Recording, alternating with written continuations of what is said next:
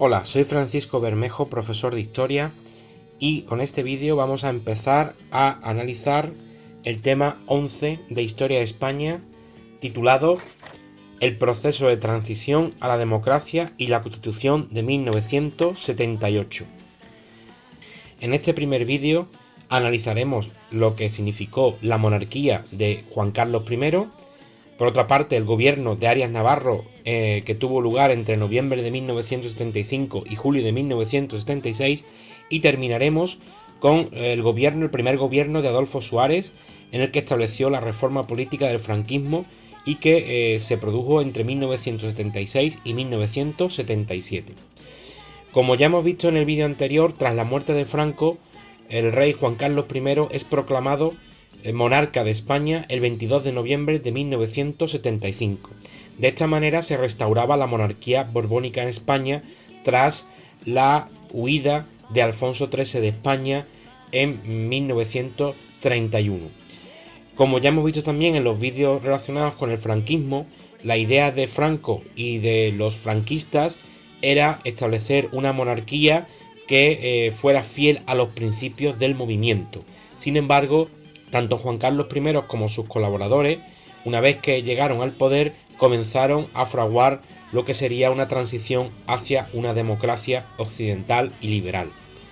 Esto evidentemente no fue fácil. Tenemos que tener en cuenta que cuando Juan Carlos I accede al poder como jefe del Estado,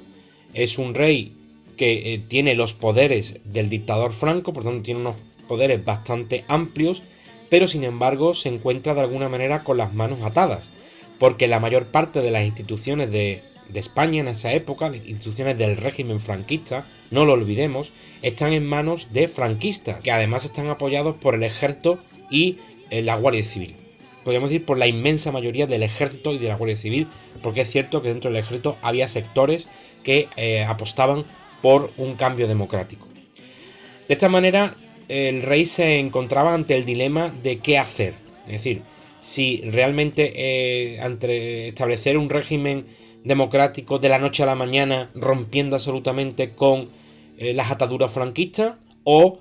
digamos hacer una transición tranquila, una transición lenta hacia una democracia. Ahora veremos cómo se resolvió ese dilema. Es verdad que en la sociedad española había sectores importantes como sectores empresariales y una mayoría social bastante importante que apostaba por el retorno a la democracia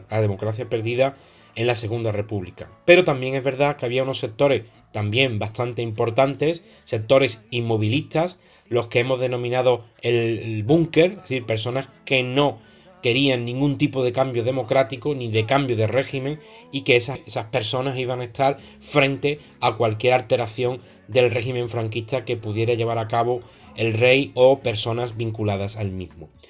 De tal manera que durante los años de la transición, Juan Carlos I y aquellos políticos que colaboraron estrechamente con él, como fueron, ya lo veremos, Adolfo Suárez o Torcuato Fernández Miranda, pues afrontaron un problema bastante importante, afrontaron un proceso que no fue fácil,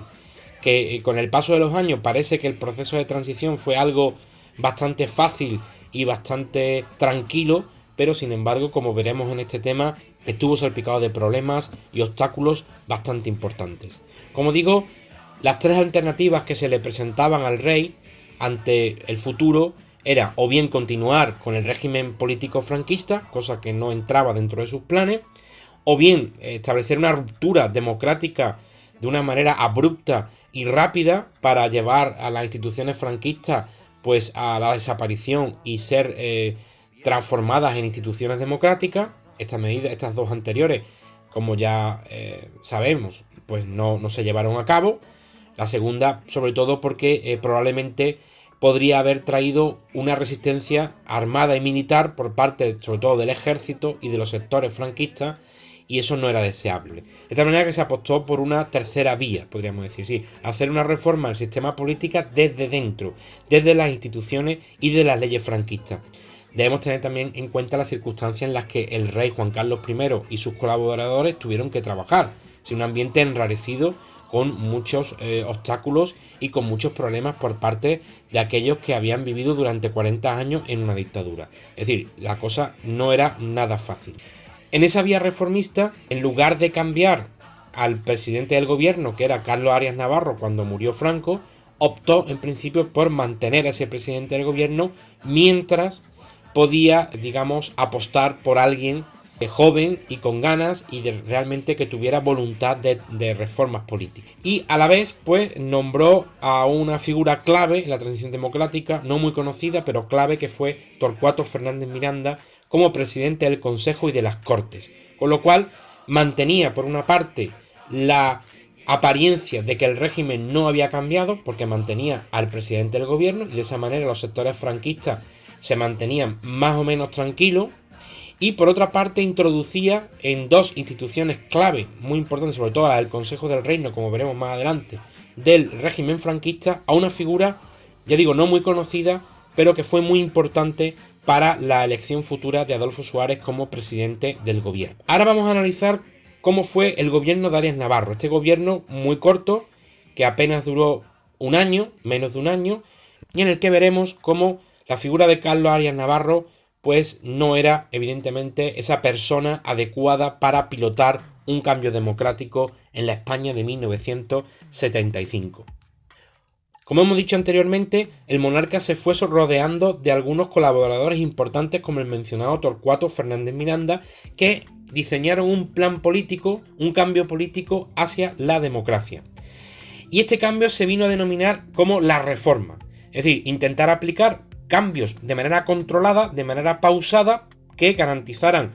por un lado, que los funcionarios y los militares franquistas no iban a perder estatus, podríamos decir, y que por tanto no se iban a rebelar contra el nuevo régimen como un cuerpo extraño, sino que se iban a mantener en la medida de lo posible, pues aceptando la nueva reforma que impulsaba el jefe del Estado, que era el que tenía la legitimidad. De manera que, ya digo, en un principio el rey mantuvo a Arias Navarro como presidente del gobierno,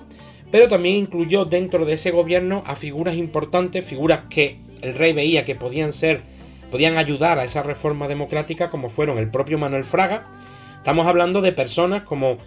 Manuel Fraga, también Adolfo Suárez, Martín Villa, que no debemos olvidar que eran personas vinculadas al régimen, no eran nuevos políticos. Todos estos políticos, incluido Adolfo Suárez, sí, eran figuras que habían tenido un papel. Manuel Fraga había sido ministro durante la época de Franco, habían tenido un papel relevante dentro del régimen. Sin embargo,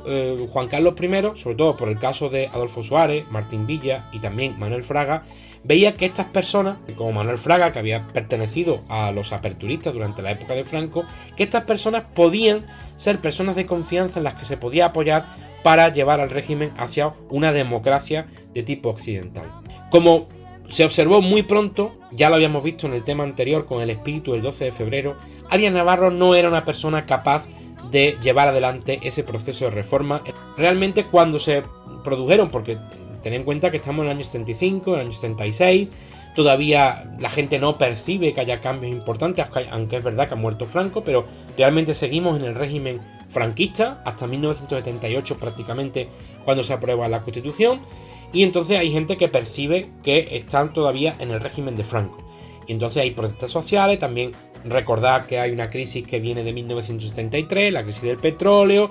y todo esto hace que la sociedad española esté en ebullición. Haya huelgas, manifestaciones. Entonces el presidente del gobierno, Carlos Arias Navarro, es una persona que de ideas, digamos, franquistas, podríamos decir. Entonces, ante ese tipo de conatos de sublevación, conatos huelguísticos, pues lo primero que hace es recurrir a la violencia, recurrir a la represión. Recurre a la policía armada, los llamados grises, para intentar reprimir de manera violenta esas manifestaciones. De tal manera que eso le va a llevar a que se producen unos incidentes en Vitoria en marzo de 1976, y en esos incidentes 5 trabajadores mueren a manos de la policía. El rey piensa que realmente mantener a Carlos Arias Navarro es un peligro para el futuro régimen, y que si siguen produciendo estos acontecimientos, la figura del propio rey, que es el que quiere pilotar, digamos, una transición democrática, pero hacia una monarquía democrática parlamentaria, pues corre bastante peligro. De tal manera que el rey, después de una acalorada discusión con el propio Arias Navarro, fuerza su dimisión en julio de 1976. Mientras esto ocurría en las esferas del poder, la oposición empezaba a organizarse. Había, digamos, dos núcleos opositores, legales podríamos decir, ¿no? Que apostaban por la vía, digamos, de la no violencia, que eran la Junta Democrática y la Plataforma de Convergencia Democrática. Estos dos núcleos opositores vieron que si actuaban de manera independiente, pues no iban a tener muchas oportunidades de tener fuerza, es decir, si se unían iban a tener, digamos, más fortaleza. De tal manera que se fusionaron y crearon la Coordinación Democrática, conocida también como Platajunta. Esta Platajunta, entre sus programas, digamos, de reformas, reclamaba que se abriera un periodo constitucional, es decir, un periodo en el cual se discutiera y se elaborara y se discutiera una nueva constitución para España que la llevara hacia la democracia, establecer una amnistía que permitiera pues la liberación de los presos políticos de las cárceles. Una amnistía no es más que eso, es decir, había muchas personas que estaban en la cárcel en España en esa época por temas de política, es decir, personas que militaban en partidos políticos, que militaban en sindicatos ilegales, que habían participado en manifestaciones políticas, en huelgas y que estaban en la cárcel por sus ideas políticas. De la manera que la oposición, una de las medidas fundamentales que reclamaba al gobierno era una amnistía, un proceso de amnistía que permitiese que esas personas quedaran libres y además se borrasen esos delitos que se habían cometido durante el franquismo, delitos relacionados con temas políticos, es decir, delitos de conciencia que se llaman. Esa amnistía además permitiría que volviesen muchas personas del exilio que habían sido condenadas de manera injusta por esa famosa ley de responsabilidades políticas. Después también establecer las libertades y derechos humanos como en las democracias occidentales, legalizar los partidos políticos y establecer un proceso hacia la descentralización y el establecimiento de las autonomías. Una vez que se dieran todas estas circunstancias, debían de celebrarse unas elecciones generales al Congreso para que eso fuera un punto de partida para el proceso constituyente. Es decir, aquellos que pilotaran el proceso constituyente, que discutieran y elaboraran la Constitución y la votaran, fueran personas elegidas por sufragio democráticamente por el pueblo español. Con esto terminamos el primer vídeo y en el siguiente vídeo empezaremos a ver el proceso constituyente que tuvo lugar entre los años 1977 y 1978.